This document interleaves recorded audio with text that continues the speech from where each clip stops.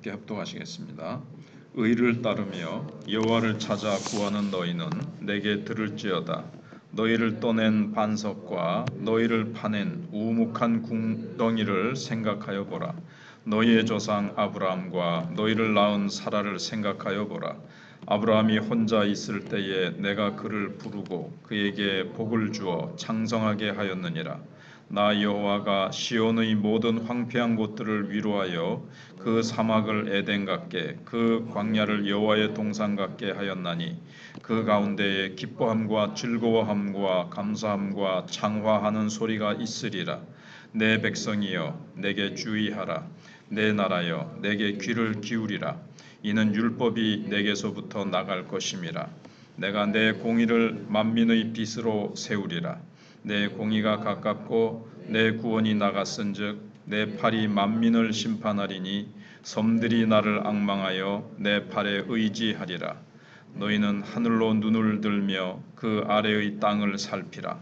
하늘이 연기같이 사라지고 땅이 옷같이 헤어지며 거기에 사는 자들이 하루살이같이 죽으려니와 나의 구원은 영원히 있고 나의 공의는 폐하여지지 아니하리라. 의를 아는 자들아, 마음에 내 율법이 있는 백성들아, 너희는 내게 듣고 그들의 비방을 두려워하지 말라. 그들의 비방에 놀라지 말라. 옷같이 좀이 그들을 먹을 것이며 양털같이 좀벌레가 그들을 먹을 것이나 나의 공의는 영원히 있겠고 나의 구원은 세세에 미치리라. 여호와의 팔이여 깨소서 깨소서. 능력을 베푸소서. 옛날 옛시대에 계신 것 같이 하소서. 라합을 점이시고 용을 찌르시니가 어찌 주가 아니시며 바다를 넓고 깊은 물을 말리시고 바다 깊은 곳에 길을 내어 구속받은 자들을 건너게 하시니가 어찌 주가 아니시니까. 여호와께 구속받은 자들이 돌아와 노래하며 시온으로 돌아오니 영원한 기쁨이 그들의 머리 위에 있고 슬픔과 탄식이 달아나리이다. 이르시되 너희를 위로하는 자는 나 곧 나이니라. 너는 어떠한 자이기에 죽을 사람을 두려워하며 불같이 될 사람의 아들을 두려워하느냐.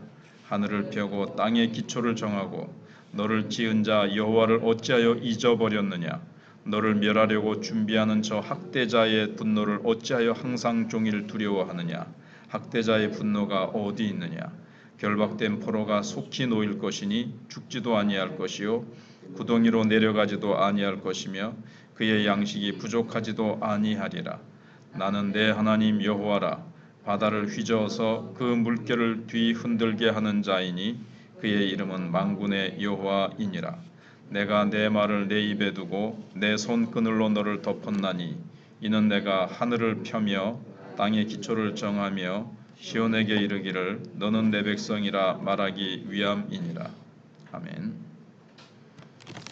하나님은 공의를 행하시는 신실하신 분이십니다. 스스로 하신 약속을 하나님은 반드시 지키십니다. 근데 그분은 우리에게 영원한 생명을 약속하셨습니다.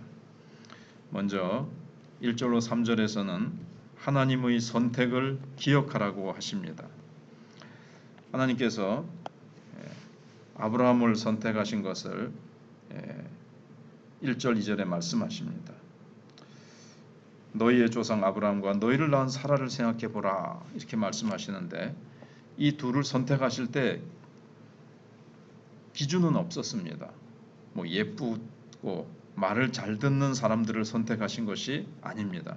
하나님은 황폐한 동산과도 같고 광야 같은 이들을 선택하셨다고 말씀하십니다.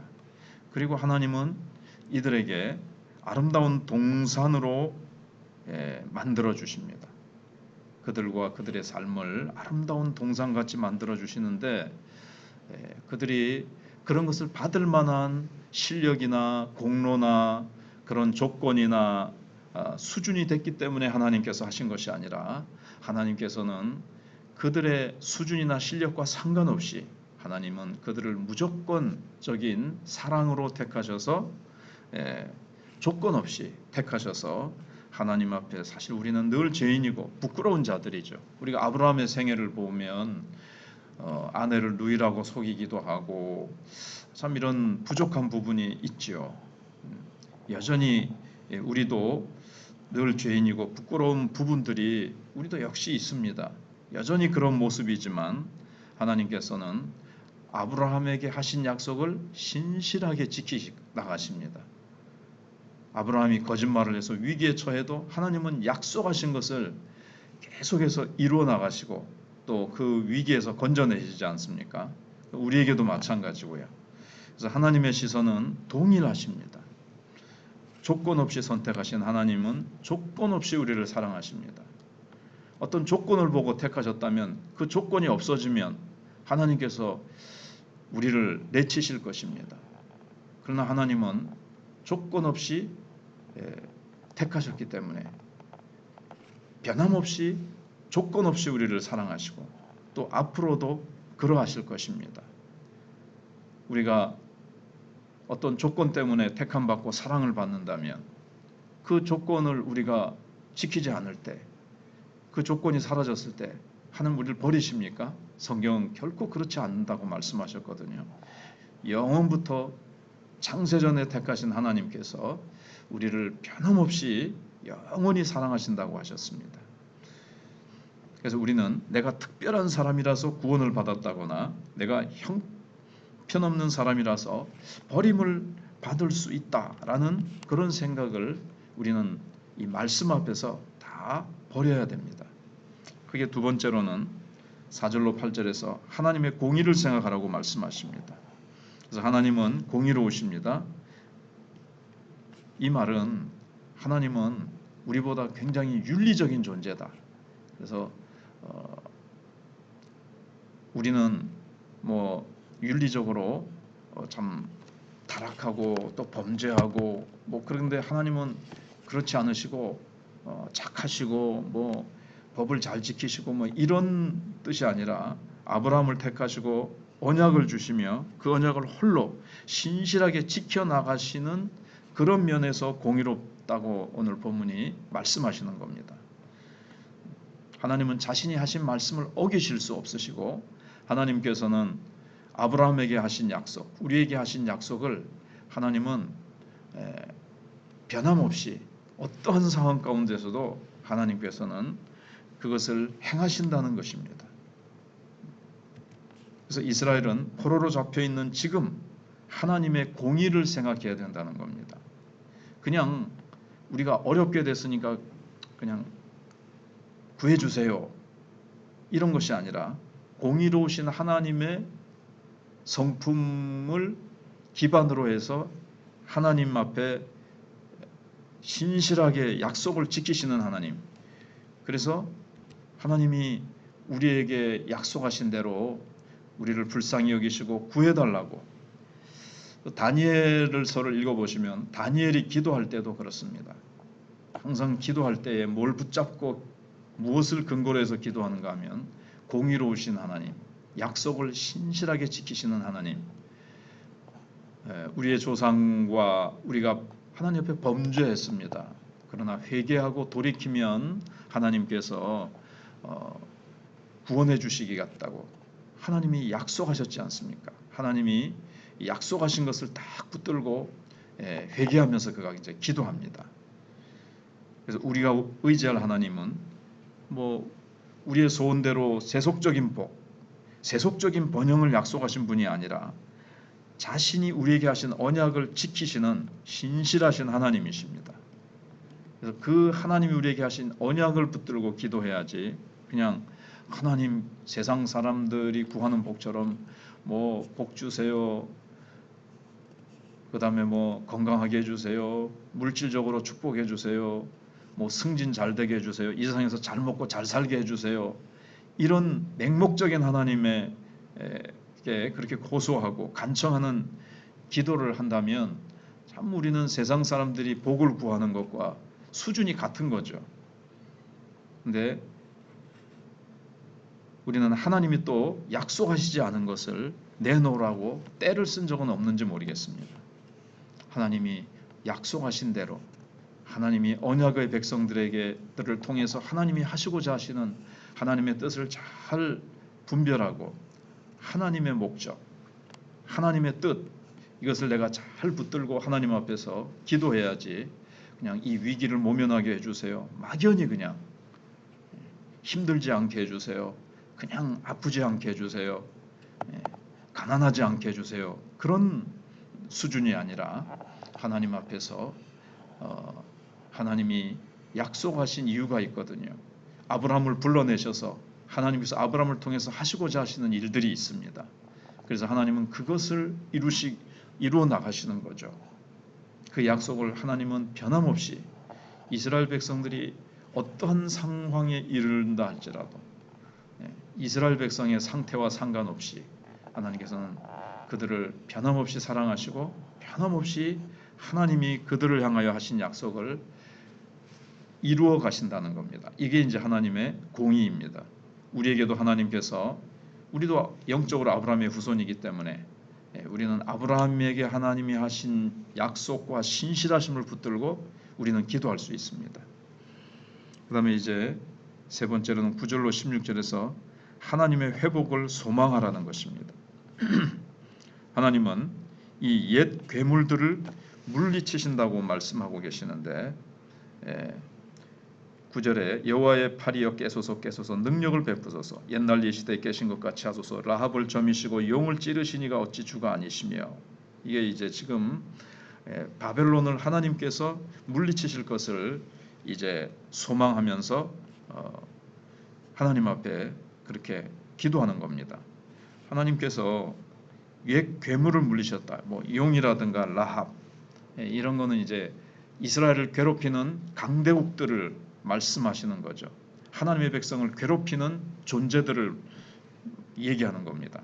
그들이 아무리 강해 보이고 이들을 어떤 누구도 물리칠 수 없는 것 같아도 천지를 창조하시고 옛 용들, 아수르와 애굽과 뭐 이런 나라들을 다 깨뜨리신 하나님께서 어찌 그들을 깨뜨리지 못하시겠습니까 하는 거죠.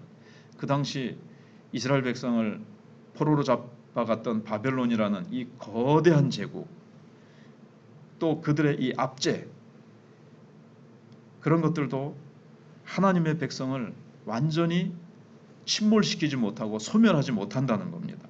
왜냐하면 하나님은 악을 제거하기를 원하셔서 자기 백성이 고통당하는 상황에 침묵하지 않으시기 때문에 그렇습니다. 이 악한 존재들, 너무나 큰 고통이나 침체가 오면 끝이 없어 보이죠. 이 끝났구나, 이제 우리는 절망합니다. 그렇지만 그것은 하나님이 원하시는 일이 아니죠.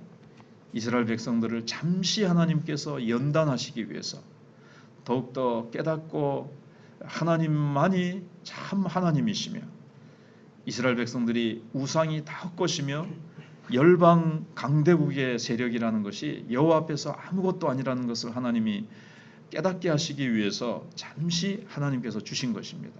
그래서 우리가 당하는 환난과 침체는 잠시라는 겁니다. 터널 속으로 들어간다 할지라도 터널이라는 것은 끝없는 터널이 아니라 입구가 있으면 출구가 있듯이 잠시 그 터널이 끝이 없을 것 같고 이 터널이 너무나도 길게 느껴진다 할지라도 사실 하나님 앞에서 보면 잠시라는 겁니다. 터널을 통과한 후에는 그 다음에 펼쳐질 빛된 세상은 너무나도 아름답고 하나님께서 예비해 놓으신 복된 삶으로 하나님께서 연단하신 후에 정금같이 연단하신 후에는 하나님께서 정말 복된 것들을 준비해 놓으시고 하나님께서 인도해 가신다는 겁니다. 그래서 하나님께서는 전능한 팔을 펼치셔서 자기 백성을 위로하시고 구하십니다. 그래서 계속 10절에서 그렇게 약속하고 계시고 아무리 바다가 깊다 할지라도 길을 내고 구속받은 자들을 하나님의 백성들을 건너게 하신다는 거죠. 어찌 그런 분이 주가 아니시니까. 여호와께 구속받은 자들이 돌아와 노래하며 시온으로 돌아오니 영원한 기쁨이 그들의 머리 위에 있고 즐거움과 기쁨을 얻으리니 슬픔과 탄식이 달아나리이다. 포로로 잡혀갈 때 얼마나 절망하며 슬피 울며 잡혀갔습니까? 그러나 하나님께서 잠시 그런 낮아지는 연단을 통해서 그들을 영적으로 강하게 하신 다음에 돌아올 때는 말할 수 없는 기쁨과 위로와 충만한 은혜로 그렇게 해 가신다는 것입니다. 그리고 나머지는 하나님께서 그들을 두려워하지 말아라.